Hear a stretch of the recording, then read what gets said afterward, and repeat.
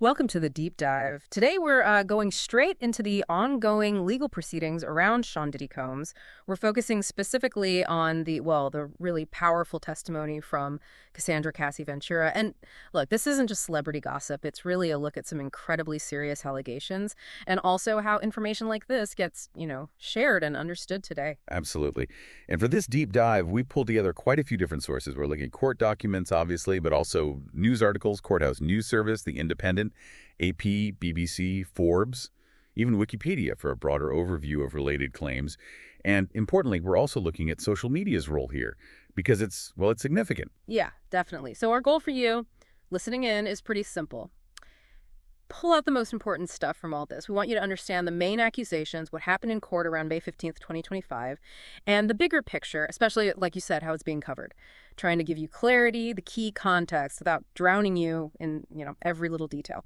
Okay, so to get where we are now, let's look back. Where did these allegations first really surface? Right. The starting point was a civil lawsuit. Cassie Ventura filed it back in November 2023.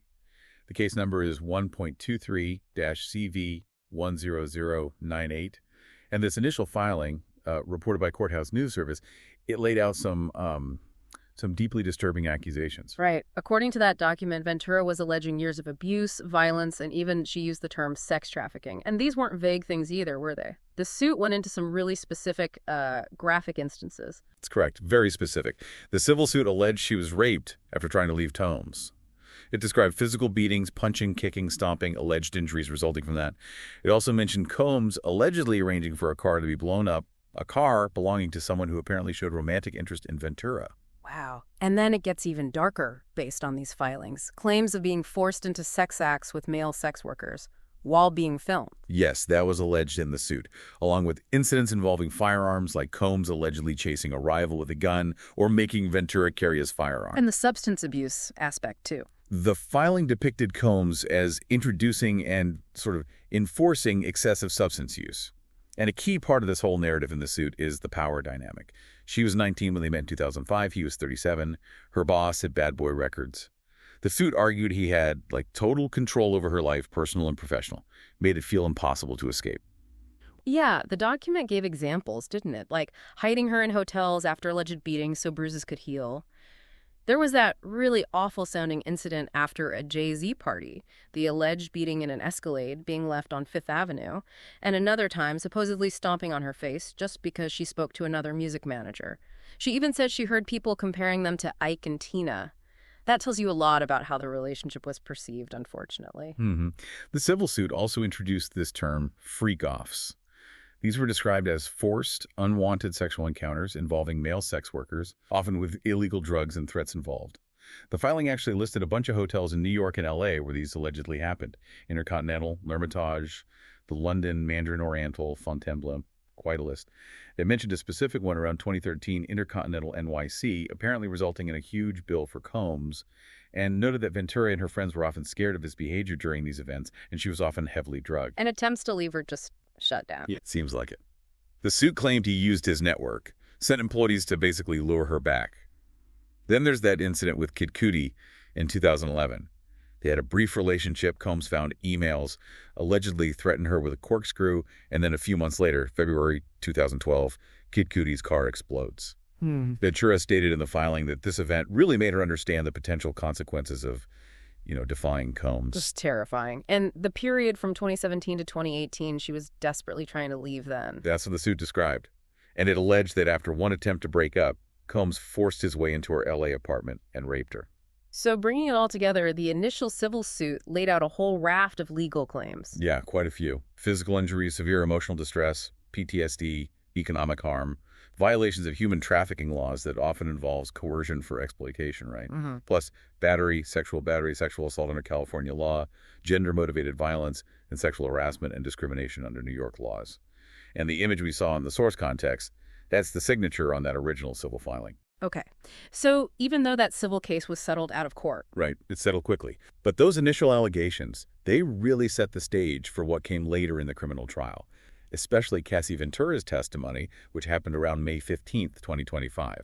Her account in the criminal trial is now, a huge part of the current accusations. Right. So let's pivot to that. The criminal trial coverage from May 15th. What were the key things reported from her time on the stand? It sounds like a lot of the themes from the civil suit came back up. Abuse, exploitation, drugs, the sexual aspects. Exactly. Reports detailed her testifying about years of alleged abuse, exploitation, the drug use, the physical and psychological abuse, and what she described as sexual slavery or subjugation. And specific incidents were revisited in court, too. Those savage beatings were mentioned, that 2007 vehicle incident, the 2011 kicking incident, and of course the 2016 hotel assault, the one where CNN actually got and aired the surveillance video. That was a big focus. Plus, Dawn Richard, who worked with Combs, apparently testified too, and her testimony reportedly backed up the claims of abuse. Okay. And the freak-off parties, she elaborated on those in the criminal trial. She did. According to the reports, she described feeling she absolutely had to participate in these long, drug-fueled events that Combs organized. She testified she was terrified he'd release degrading videos of her if she refused. And again, the allegation of being raped in her LA apartment after trying to end things was part of her testimony. So the prosecution's case seems to be built around this idea of Combs using his power. That's the core argument reported, yes. Yeah. That he allegedly used his power, his status, to coerce Ventura and other women into sex, and also victimized employees. And those findings from the property raid supplies linked to freak-offs, drugs, lots of baby oil, that was reportedly presented as supporting evidence in court. How was Cassie Ventura reported to be during this testimony? It was over several days, right? 4 days, yes. Reports described her as emotional at times.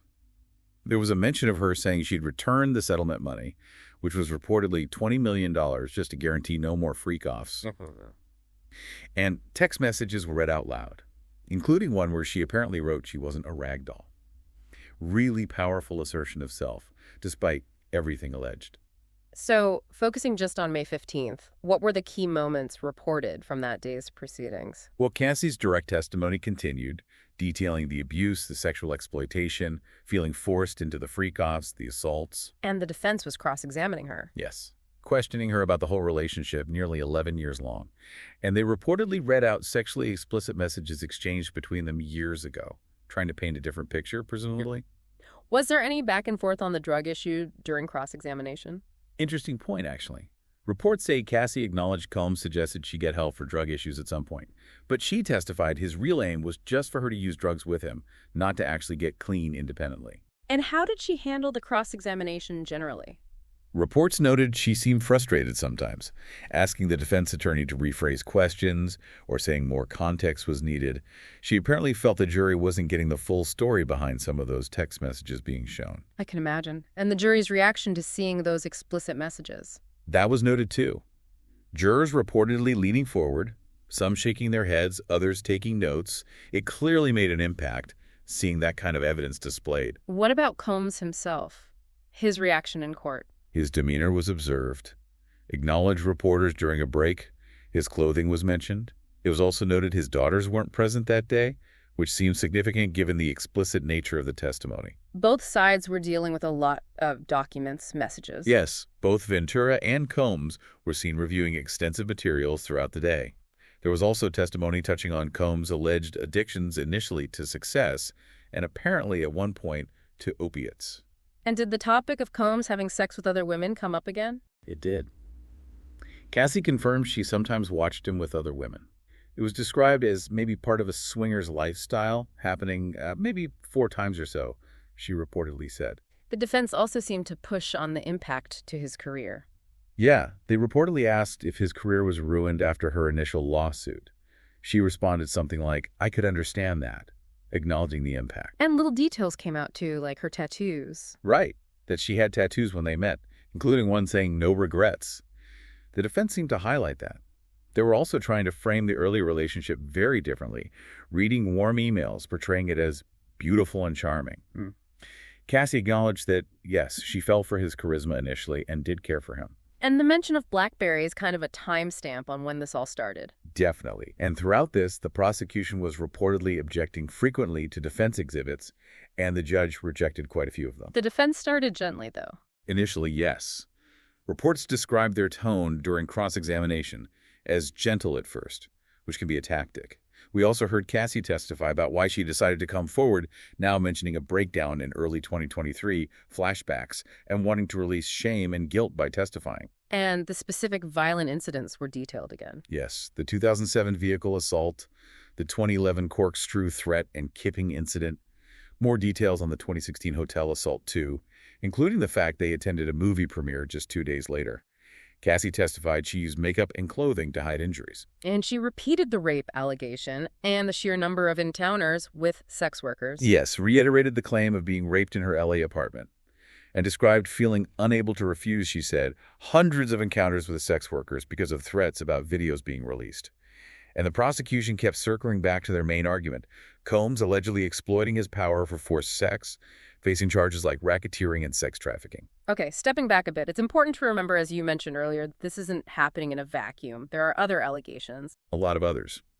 The Wikipedia page, drawing from various reports, lists numerous lawsuits and accusations that came out mostly between February 2024 and January 2025. Names like Rodney Jones, Crystal McKinney, April Lampros, Don Richard again, Thalia Graves, a Jane Doe model. There was that dropped lawsuit involving a minor and Jay-Z, allegations from 3 other men, former male employee, someone from a radio contest.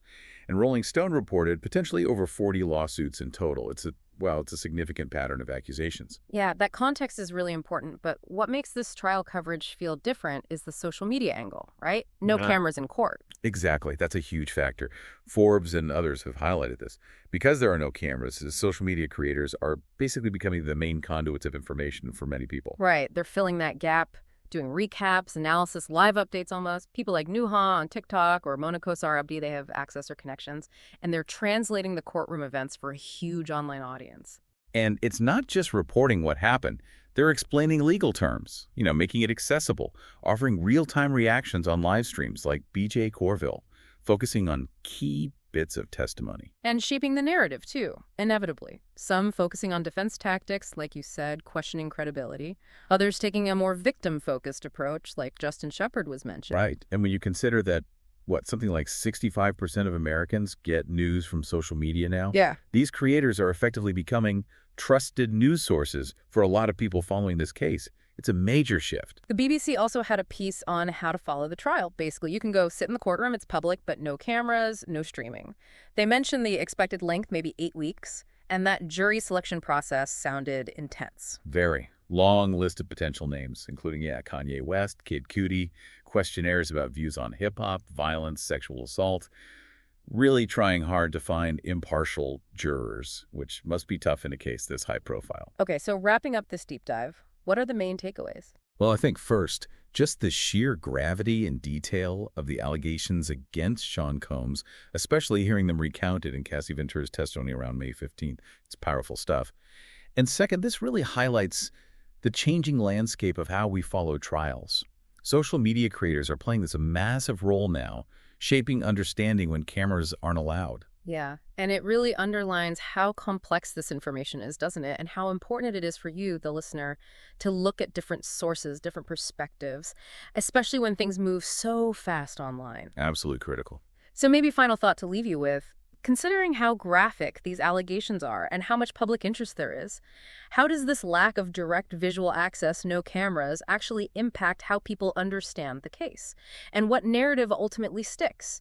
And, what responsibility do these social media creators have, making sure they're reporting accurately, ethically, especially with such sensitive information? Something to definitely think about as this all continues to play out.